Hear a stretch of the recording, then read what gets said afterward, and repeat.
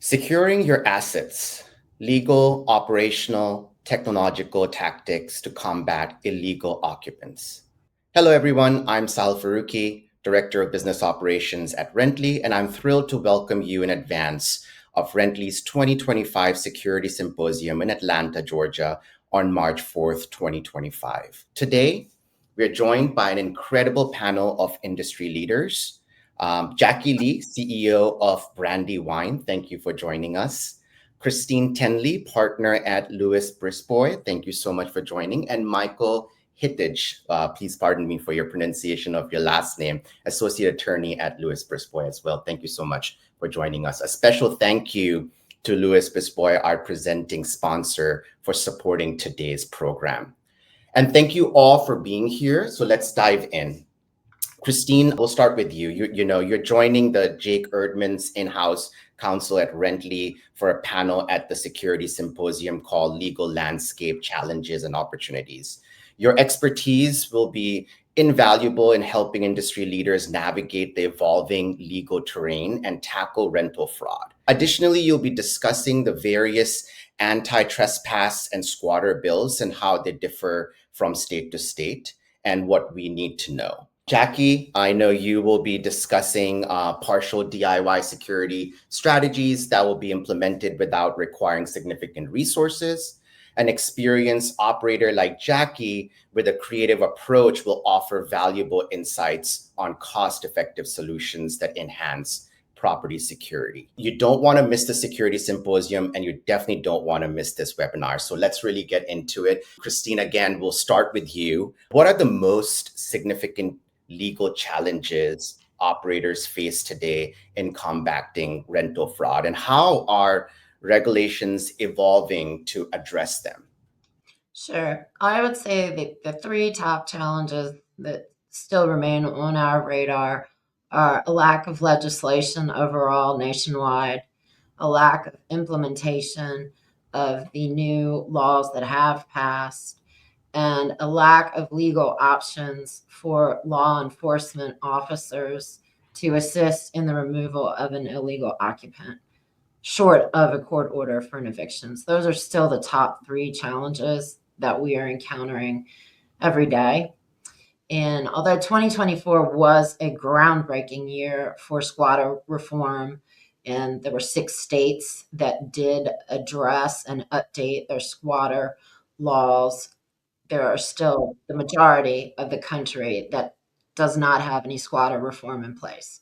So Christine, let's just get into about the Georgia bill. I know you mentioned that 2024 was very busy in terms of making sure those bills are passed, especially in Georgia. It was a landmark bill. It really came as a response from all the community efforts. I know your firm was heading that as well. So how has that been beneficial since the passing of the bill? And what are the recent challenges that now people are facing because of this bill? Has it been really fruitful, or has that been really a disadvantage for the community? Well, I would say, and before I get into the nitty gritty, it has been a significant milestone. And we saw our illegal occupant caseload go from approximately 350 cases down to I think we have less than 25 currently. So that has drastically helped us. The criminalization of squatting as a crime, the fact that Georgia addressed and added on to the felony forgery statute to use or procure a fake lease in accompaniment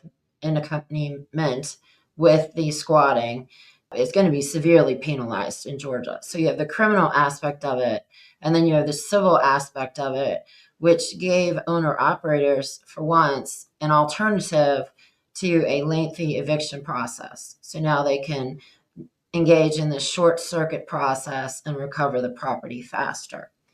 In addition, the other really groundbreaking and unique piece of legislation that Georgia did adopt, and I will note they adopted it in the House and the Senate unanimously. there were not any votes against this legislation, which is unique nationwide, as I've looked at the other bills and statutes I'm going to talk about later in the presentation. So there was uniform across aisle support for the Squatter Reform Act. And the additional piece that allows for privatized setouts is what me and my team have seen really break the logjam in the backlog. Because if you have a writ of possession, Georgia now allows you as an owner operator to contract with law enforcement, criminal law enforcement directly, and not wait at the back of a 1 to 1.5 year line to engage with the civil marshal. So the criminalization, the privatized setouts, and the expedited process. We have all three of those components going in Georgia now, and they've severely reduced the backlog. And just for everyone's knowledge here, the bill itself, Christine mentioned, is called Georgia Squatter Reform Act. It's the House Bill 1017. Christine, you mentioned about the uniqueness about this bill, which is that time frame where the local authorities have to take action. I believe it's 14 days. How fruitful has that been for operations, especially from your perspective? And what are the challenges are there if that time frame is not addressed in 14 days? What are the liberties do the operators have? Right. Well, this is where the privatized setup piece comes in and is essential, because if the marshals are not able to assist you within that 14-day period, you have a writ, then you can contract with local law enforcement on weekends, after hours. I mean, they're willing to really, in certain counties, in particular Fulton, to get these cases moving and really assist the owner operator. So I find that in practical terms, Georgia having this innovative piece to go with the expedited process has been really beneficial in reducing our backlog of cases. And was the expedited process as an ask by the community because they saw a lack of response from the local authorities, police officers? Why was this specific language being included in the bill? You know, when you have to wait for a year to get a hearing on a regular eviction case, and you have an owner operator with multiple properties in a state, sometimes hundreds, sometimes thousands, that's a significant amount of money. I mean, coming off of the pandemic and the moratorium and everyone going back to evictions, it was difficult for the Georgia court system to keep up. So I was very pleased that the legislators were able to come together and adopt such an innovative solution for our client. Got it. Before I move on to Jackie, Christine, one last question around this. I know in our preview call, you gave a shout out to a county that really took this bill and started really acting positively around it, especially in the 14-day time frame. Which county is that? That particularly, it's in Fulton County, but it's the South Fulton Police Department.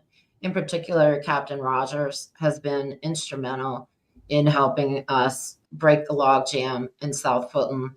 Our client base had hundreds of properties in that jurisdiction, and it significantly helped us recover those homes, repair those homes, stop criminal activity that was in those homes, and other, public safety grave concerns for having those occupants in those homes. So I would like to say a special thank you to the South Fulton Police Department on this webinar. Thank you. Jackie, I want to flip it on to your side. We just heard from Christine the values of this bill. We just heard how much of a problem squatter activity has been, particularly in the Atlanta metro area. As an operator, how has this bill benefited your business or has produced challenges? I want you to get into it a little bit. Yeah, it's interesting. This bill has had a major impact in squatter activity, especially in the Georgia market. Early on, we could see people staying in homes 6 months or longer. It was nearly impossible for us to remove them when they would produce fraudulent documentation, and the police officers would naturally respond with, they're not a civil court, they can't tell you who is right and who is wrong, so they were not willing to get involved, as should be at that point. They didn't know. But now with this new law, we're able to really get some immediate satisfaction where we're able to produce the correct documents and have these people removed in a timely fashion. Because what was happening, it wasn't just that it was tying up this house for 6 months. These were criminals that were living in this house, a lot of them.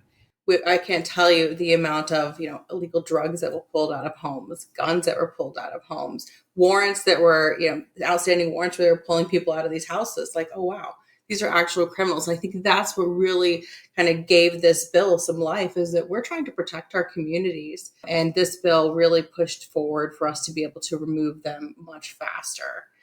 So we're very happy with what's happened, and particularly, as Christine mentioned, with Fulton County. Right, Fulton County really put all the pieces of this bill into play to where you could call these off-duty police officers and not wait, the post-writ process for the sheriff to get set out.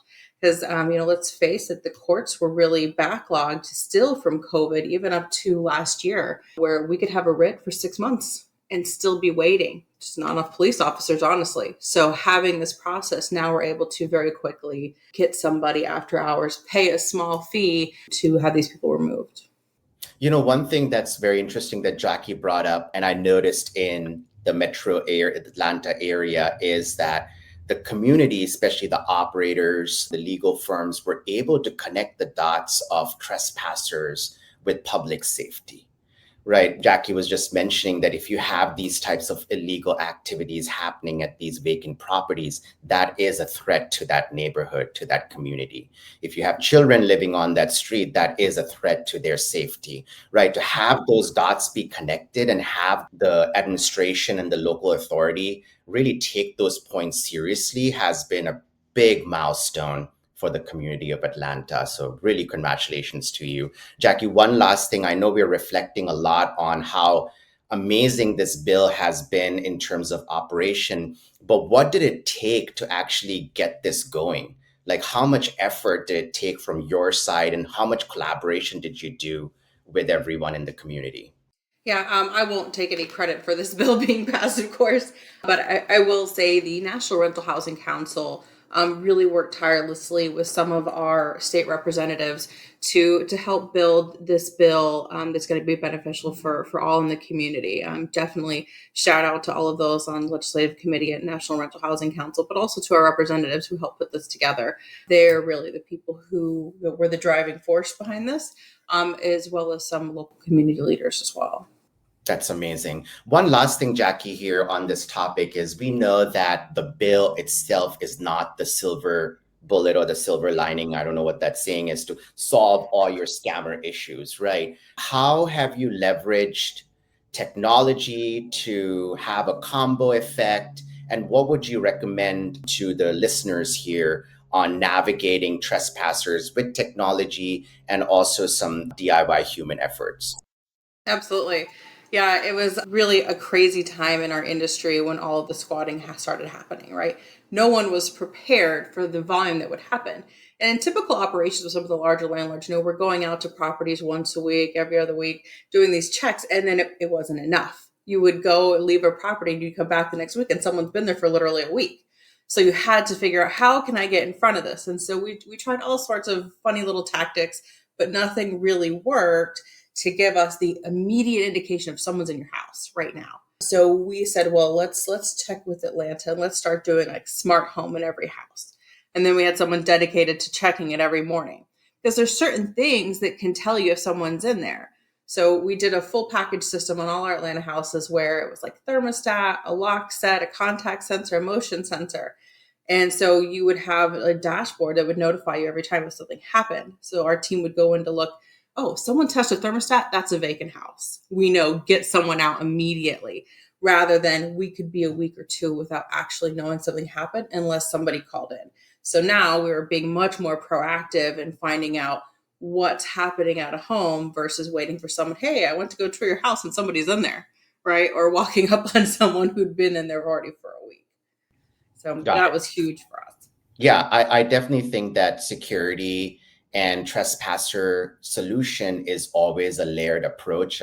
I mean, Christine brought it up as well in an earlier call that for an operator's perspective, if you're having scammer issues but don't have the resources to go full on smart home, then you might want to look into some vendor technology, some security layers to proactively stop bad actors from entering your but having the resources to get into smart home, that's just going to give you another level of security, transparency, and the alerts, what Jackie was talking about, to make sure that her team is set up with success to do those in-person check-ins of those houses. So that has been a great value for that. I really want to open it up to everyone on this call here. I know we discussed a little bit about Fulton County and South Fulton County, particularly, really taking advantage of this bill. Has there been any other county that has really stepped up, or is there some counties that we would want to highlight where we have seen maybe less of an enthusiasm around this bill or some challenges? I would say Cobb County also has stepped up significantly. They are an extremely well-run county to begin with. Them stepping up and adding more resources to this problem has been essential. I would say we still struggle in Gwinnett and DeKalb tremendously. So if anyone can share any insights at the symposium for how they have been navigating Gwinnett and DeKalb, that would be much appreciated because we haven't had much luck with enacting private setouts with them. I would definitely agree with Christine. I think DeKalb has been one of our most difficult counties to get things through. It's still very slow. We still can't get a list of who the individuals are who we should be calling for It's a outside setup. mystery. It's a Yeah. big mystery. Yeah, it's a mystery. It's tough because the officers will talk with us and they will express frustration themselves with the process, and they know it's a massive public safety issue. The drugs, the trafficking of children, Michael and I have seen just horror stories, and something that needs to be being addressed and being combated. And the poor police officers in the field trying to serve the people that they work for, they're left with no answers. So I don't want to say it's a hostility, but I would say there is friction between the civil sheriff's office and the new regulations in certain counties. And I do hope that will improve because at the end of the day, we're all trying to have a safe community and have these people out of our communities as bad actors. Absolutely. One thing I want to mention, and back to Jackie, to you as well, is that, and to everyone actually on this call, love everyone's perspective on this, is Jackie, with the new bill and new intricacies to the bill and policies around it, how have you enhanced your processes when it comes to setting up your team with success in handling trespasser activity? Have you enhanced your process in that according to the bill? And would love to hear from Michael and Christine as well as what your recommendations are for the operators in terms of moving forward with the bill in hand on how to operate in this situation. Yeah, internally, we definitely changed our process and how we deal with squatters. It's helped educate our team as well as to what they need to do, what they need to bring, what to say, how to be prepared. So we have put that training in place with our staff, which is, which I'm sure everybody has done at this point or should be doing, is just having a playbook of what you need. Right. Documentation is so important. And what we found was key, that if you don't have your documentation ready in hand when you are calling, you're going to put yourself way behind the eight ball. So it's important to come to the table or come to the property, however you guys are doing it, whether it's on the phone or in person, is having everything ready to go to expedite your process. As far as what we can do to give this bill more legs, right, to help push this along, because let's face it, this is not gone, right? It is significantly diminished. We've done a huge job of pushing this forward, but there are still some issues out there. And I would encourage anyone, if you are a member of the Georgia Rental Housing Council or the National Rental Housing Council, please contact your board leaders, let them know, give them examples of what's happening, and then they can help push that through. If you're not a member, if you don't feel like going through that channel, contact your state representatives. Let them know what you're experiencing, right? You are their constituents. They want to hear from you. And let them know what you're experiencing, and they can help push that forward for you as well. I agree entirely. I was going to say, on the same note of having the documentation ready, one of the biggest challenges of the bill, and I think what I would believe would be contributing to some of the slow roll in some of the counties here, is while it did suggest requirements such as having a list for things like officers available for private setouts, it didn't necessarily establish a framework of how to coordinate that and how to get that list out and how to get people on the list. So when you have the legwork documented in place, the information written out, your full report of the events, timelines, the leasing status, all that ready to go, the legwork that's not in place, you've done a lot of that for the officers already on the front end. So to get that dialogue going, to build those relationships, and to show that you have the documentation ready and more as convenient as possible for the local authorities, you tend to, there's a bit more response there to act. Gotcha. Jackie, one last thing that just popped in my mind is that I've heard cases where operators knocked on the door and the trespasser opened the door with a gun in their hand or a knife or a hammer. How are you addressing this with your employees for safety reasons? What steps have you taken to create that awareness? Yeah, we've always had very strong rules and regulation policies in our company where anytime that we don't feel safe, we call the police. Anytime there's a squatter property, our people do not approach the home by themselves. They call the police and then they go with the police, right? We know whether or not someone's supposed to be there, but you have to protect your employees first and foremost. So our rule is that they don't go out alone. They must always go with the police just in case, right? You don't want to put anybody in harm's way. Yeah, that's always our default advice for clients is to not approach the home, to contact the police when you're parked down the street, and then let them go in. And I mean, we've also found it to be very helpful, even prior to the laws being enacted, to, once you know that you have an illegal occupant in your homes, start a dialogue with the local authorities. Because as Jackie mentioned, many of these people do have warrants outstanding for their arrest. The drugs, the guns, any type of that kind of behavior, we can draw attention to the home, and the police are more likely to get involved from a criminal perspective. So the more contact my clients can have with the law enforcement about these houses, I mean, some stand out more than others.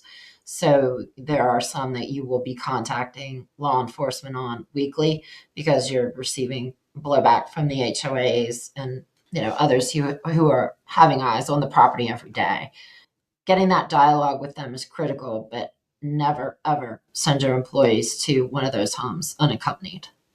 So we're going to now change it up a little bit and move further outside of Georgia and talk about a little bit of other bills that we got going on nationwide. I think it's very important that we talk about them as well. They have had a lot of influence from the Georgia bill. So, Christina, I'll start with you. In 2024, 6 states passed squatter legislations, with Georgia taking a major step through the House bill that we talked about, 1017, to address trespassing and squatter issues.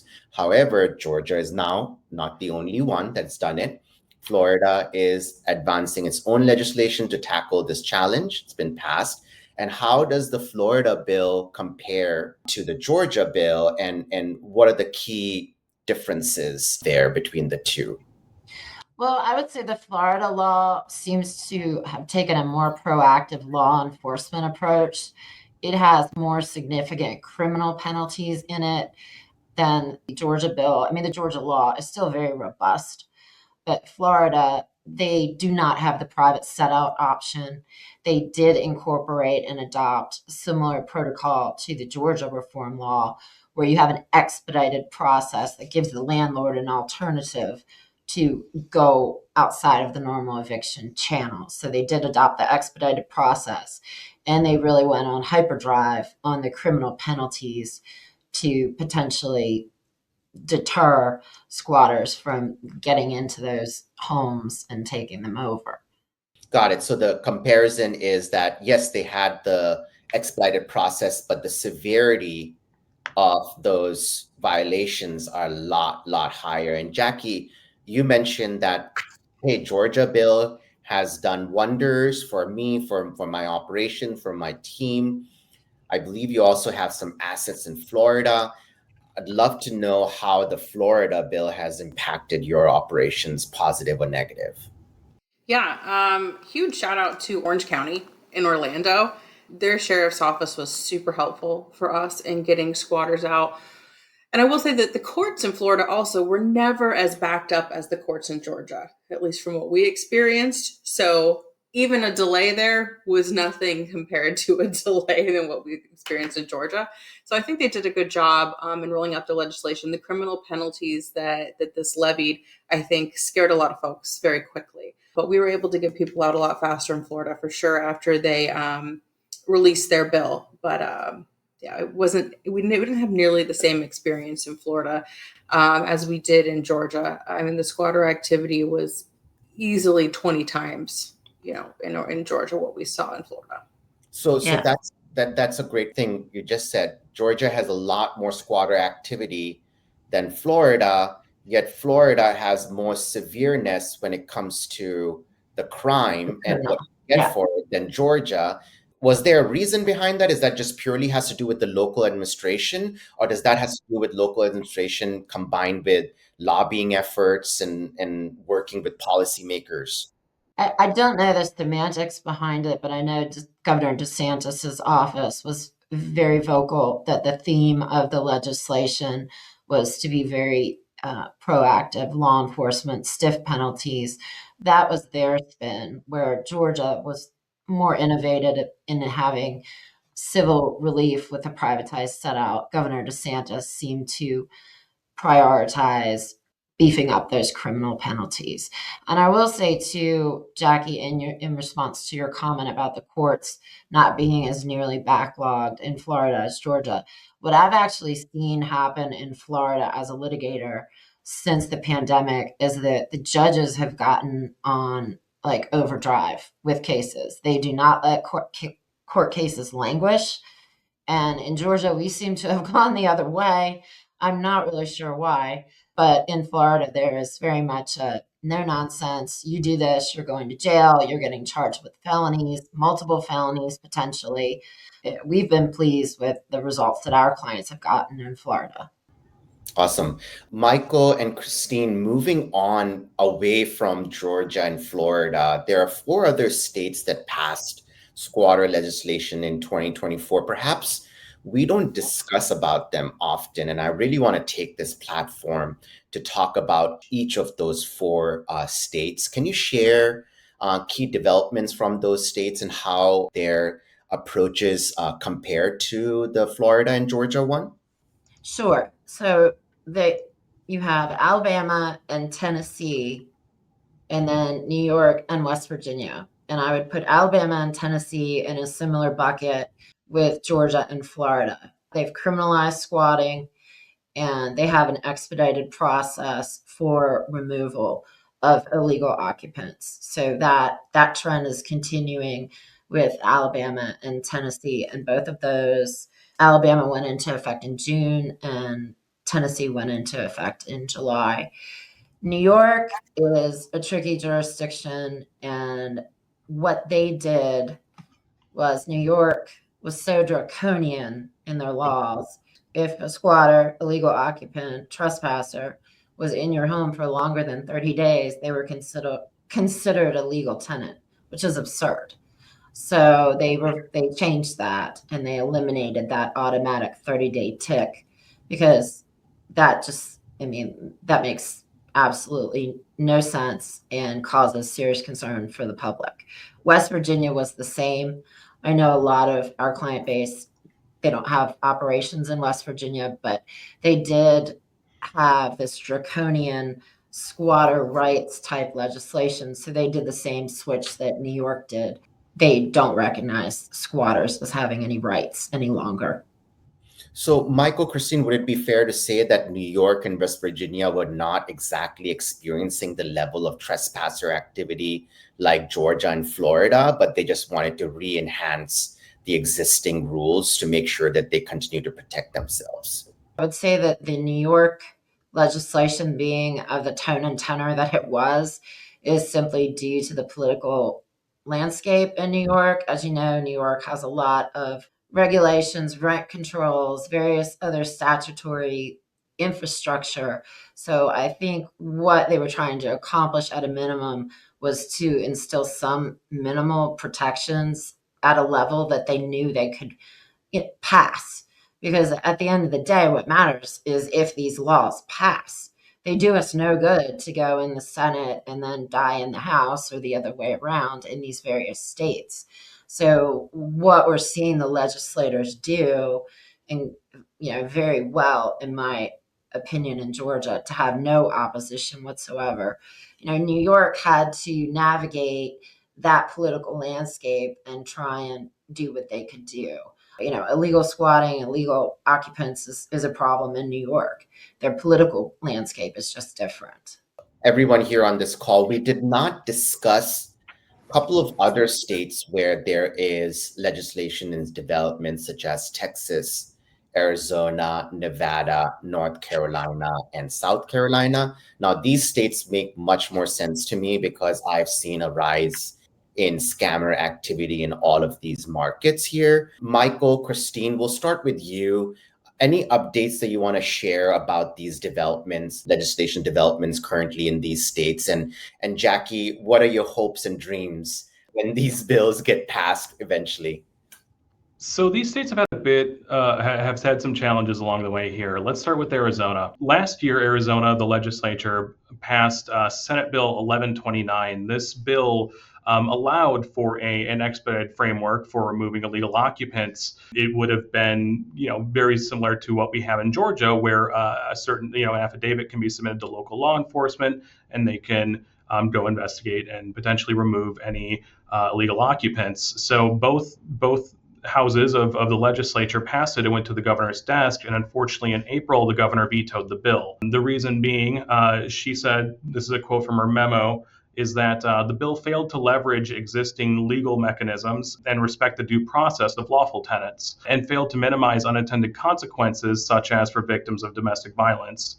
Given her background as a social worker who worked with cases of domestic violence and homelessness, it makes sense how it maybe didn't align, how she would be very wary of that. Now, the legislature could have passed it with a supermajority over the governor's veto. However, with a very 50-50 makeup in the legislature, that seemed very unlikely. Unfortunately, any efforts ended with the last session. The current session is open, the first part of it until April 26th, but I'm not seeing any sort of activity on that front to try again. As for Texas, there is not a current bill or in place or proposed. However, Governor Abbott in the State of the State address this year said that the increasing problem that they are facing in the state regarding unauthorized occupants is going to be on the forefront of legislative efforts this year. They are really planning to hit the ground running. Last year, there was a series of Senate hearings in the state led by Senator Paul Betancourt, where they heard some of the impact of these homeowners that faced some of the impact and challenges that homeowners are being faced with as far as encountering illegal occupants and the issues that posed. One of the biggest issues, though, that came of that is that, first of all, there is no legal definition differentiating illegal occupancy from just standard trespassing charges. So the three main efforts moving forward that they'd like to tackle is establishing proper definitions, increasing criminal penalties for illegal occupancy, and establishing that expedited process that we're seeing come out in many of these states that have passed laws. So that is going to be on the forefront of legislative efforts this session, according to the governor and several senators. The current legislative session began in January and will be open until June 2nd. So haven't seen anything quite yet, but I'm sure something is very, very close on the horizon here. Nevada has another set of challenges in which there also have not been any recent laws passed or proposed that we've seen come across our radar here. However, many of the counties and local municipalities have taken matters into their own hands in a sense by passing a series of county codes. Nye County, which is the one right next to Las Vegas, did pass a code that authorized sheriff's offices to make contact with reported occupants of properties that were vacant. And with that, they can investigate, and if they've determined that the occupants are trespassing, they can remove them. And in addition to that, the Las Vegas Metro Police did set up a dedicated hotline for reporting unauthorized occupants. So their current legislative session will be open until June 2nd as well. And with all three of these states, among many others, we are continuously monitoring legislative efforts, proposed bills, seeing where those are in the process, and being prepared to notify our clients and people in our contact when there's some activity happening that should benefit them. And last but not the least, the Carolinas. Any info on that? Sure, I will jump in on those real quick. Unfortunately, I don't have any good news on those. There were 2 bills that were moving through the legislature in North Carolina, similar to the theme that we've seen with the expedited removal process. And one of the bills had a provision in it that if you didn't have a written lease, then you could immediately be removed from the property. And those 2 bills did not make it out of the committee. So we have not seen them be restarted for the current session. And South Carolina is the same, unfortunately. Similar type of framework was proposed, and for whatever reason, when it crossed from the House into the Senate, it languished in committee, and then the session closed, and that was it. We haven't seen any activity this year. I have another question, but I want to get Jackie's opinion here before we get into the other question. Brandywine operates in several of these states. How is your operations being impacted with the rising scams in those states? And what do you wish for 2025 in terms of bill activity? Yeah, I think one of the target markets that we have an issue with usually has been Dallas. Texas market's been hit pretty hard. Primarily, we see break-ins, and when we're able to show that it's a break-in, things move pretty quickly. But I do think more reform needs to happen, as Christine said, with the Texas legislature, to get some stronger rules on the books. Because what's happening is the squatter is presenting a fake lease, and they're pulling back at that point. So we need stronger laws, just like we have in Georgia and in Florida, to start pushing these things through, levy some criminal penalties on there, so that these people will move out much faster. Yeah, the fake leases in this entire landscape that we've been talking about today still remain the most popular means of staying in these houses longer, because it seems to be the favorite trick, which is why we're seeing Florida, for example, come out swinging on the felony charges. People will think twice if it's a felony versus if it's just a misdemeanor. Mm-hmm. Yeah, I will say, like, that was one, tactic that we used is once the law got passed, we, printed up some information. Let's go look this up. This is what's going to happen. You're going to have actual criminal penalties. And the numbers that happened just with that letter was massive. We saw massive move outs where people were like, oh, okay, I am really going to be, held responsible for this. So we saw a lot of people leave just because of when the law changed, not even getting to the setup. And that's incredible. Yeah. And as of last year, and I'm not sure about the current numbers, but they're certainly as of last year, the Dallas-Fort Worth area is the second highest in illegal occupancy activity, behind Atlanta, with Orlando close in tow. So with Atlanta or Georgia and Florida taking action, I'm sure we'll see some developments out of Texas real soon. So that was an interesting fact, Michael. Michael, to you and Christine, we have an operator that's saying, hey, I'm getting hit with a lot of scams in Dallas. We got Michael quoting that this is the second highest in the area. Why are these states hesitant in passing the bill? Are they just sitting and watching how things play out in Georgia and Florida and lessons learned from those and enhance those bills? But Why has there been a delay in Texas, Arizona, Nevada, and the Carolinas?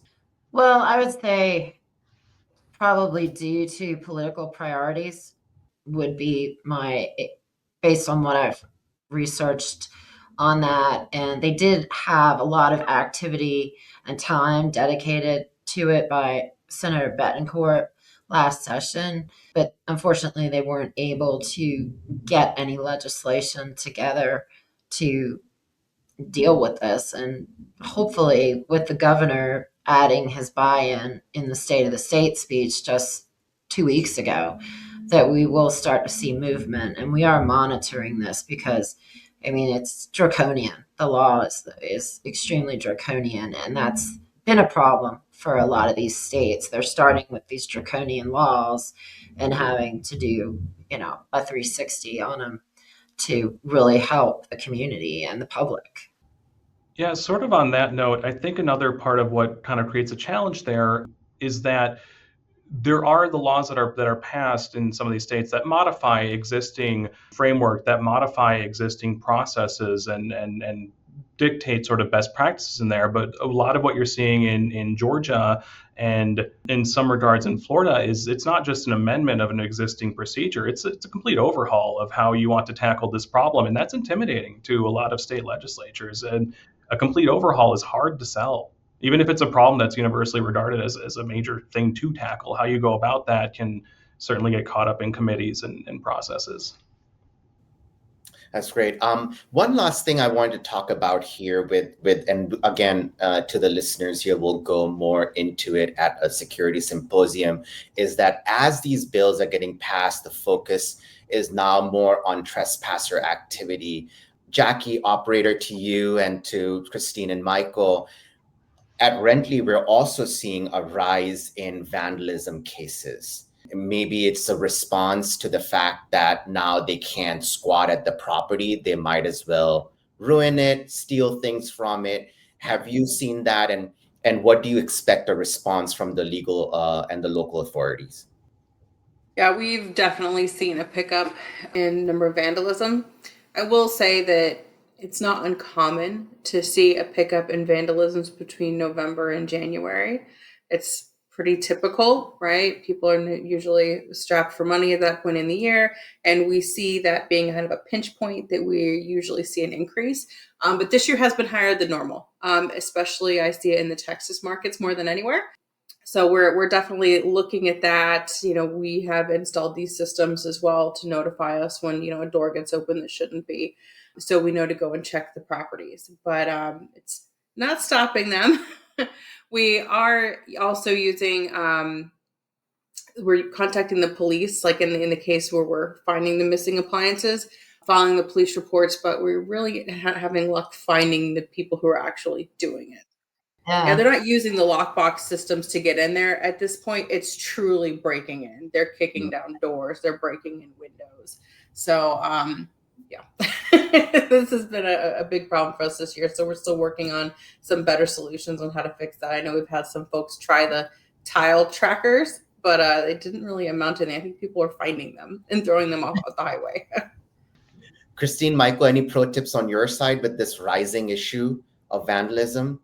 Yeah, echoing what Jackie said, I mean, we report it and we try and engage law enforcement, but a lot of times the trail runs cold and they don't really know who these individuals are. But many instances where individuals are gaining occupancy using a stolen identity. So you think you're dealing with one person and you're really dealing with another person. And it's very frustrating and evolving process as we work and partner with local law enforcement.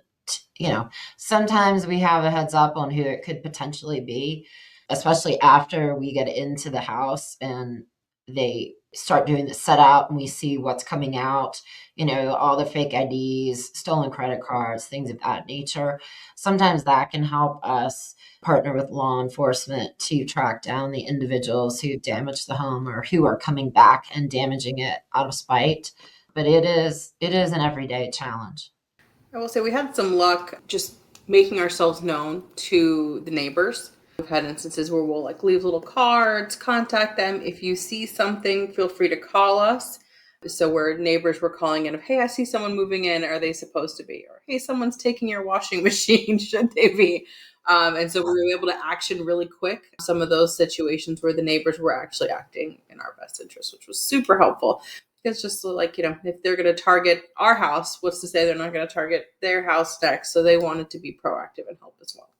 Yeah, that's an excellent point, Jackie. We've had that a lot. We see it come in with the HOAs. You'll get the HOA members, but we do have certain residents. We've established dialogues. In the one case that we found about 10 underage children at the house, we had a neighbor who was taking pictures of license plates and things of that nature. So if you can have a partnership with a reliable neighbor and they'll send you pictures and other evidence, that could be helpful in stopping it. Awesome. Great point on the HOA board too. Because HOA will really watch out for you sometimes if you make good friends with them. Awesome. That was a great pro tip from all the industry leaders here. Again, I want to highlight, we have a Rently Security Symposium coming up on March 4th in Atlanta. It is a one-day event. You will be seeing Christine, Michael, Jackie will be there as well, and lots of other single-family, multi-family operators. We have local authorities coming, police officers, and many more. Please go to rently.com to check out more information about it. I want to thank everyone here on this webinar for their insights, their knowledge. This has been a great discussion. Again, thank you so much, Jackie, Christine, and Michael, for joining this webinar and having this discussion. Thank you all. Thank you for joining. Thank you. Thank you. Thank you. Take care. Thank you.